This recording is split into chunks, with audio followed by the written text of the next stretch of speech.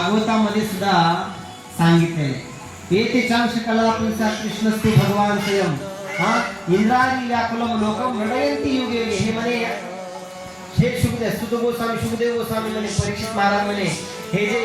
भगवंताचे हे जे केली अवताराच्या राशी उभा विटेवरी कर कठेवरी ठेवोनिया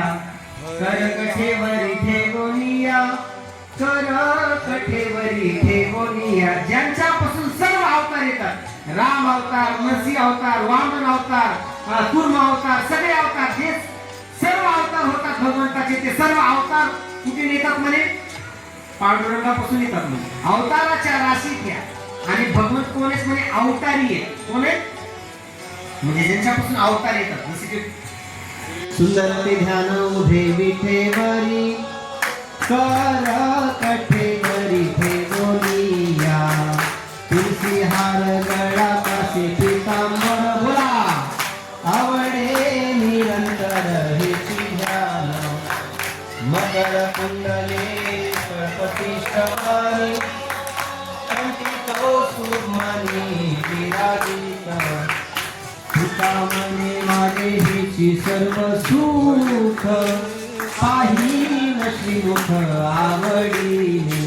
बघा तुकाराम महाराज तेच म्हणून त्यांनी सुद्धा सगुण साकार रूपाचं काय केले गायन केले म्हणून ते सदैव त्यांना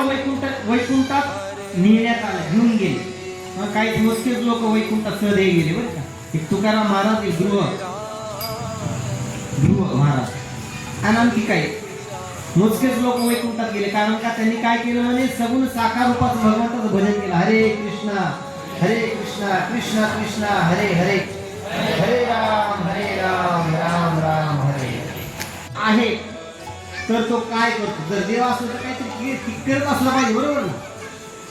हात पाय असले पाहिजे जर तो आहे तर मग त्याचं तोंड कोणाकडे जर आहे तर तो कुठे आहे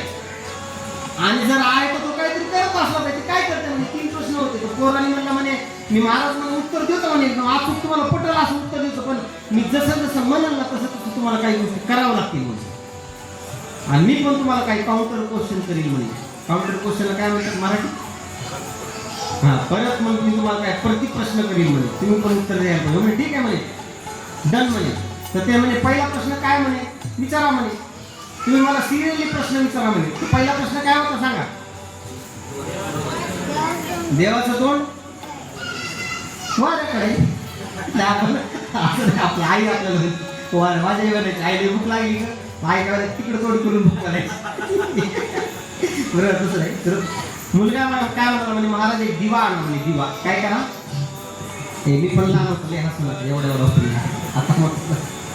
तर दिवा आणा म्हणजे दिवा आणला दिवा टेबलवरती ठेवा आता महाराज म्हणजे तुम्ही मला सांगा ही जी दिव्याची ज्योत आहे हिचं तोंड कुणीकडे सगळीकडे हो म्हणजे देवाचं तोंड सगळीकडे सर्व तो पाणी पाहत असतात सर्व तो अशिरोमुखम भगवंताचे शिर सगळीकडेच म्हणे सगळीकडे बघ सगळीकडचं बघू शकतो देव अंधारात सुद्धा बघू शकतो कुठलं बघू शकतो जिथं आपण कल्पना करू तिथलं सगळं बघू आपल्या आत्माचं सुद्धा बघू शकतो म्हणून देव सगळीकडे हरी हरी सर्वत्र सर्वदा रामानं सांगितलं हरी सर्वत्र सर्वदा म्हणजे सर्व का असं कधीच होणार नाही की भगवंत तिथं नाही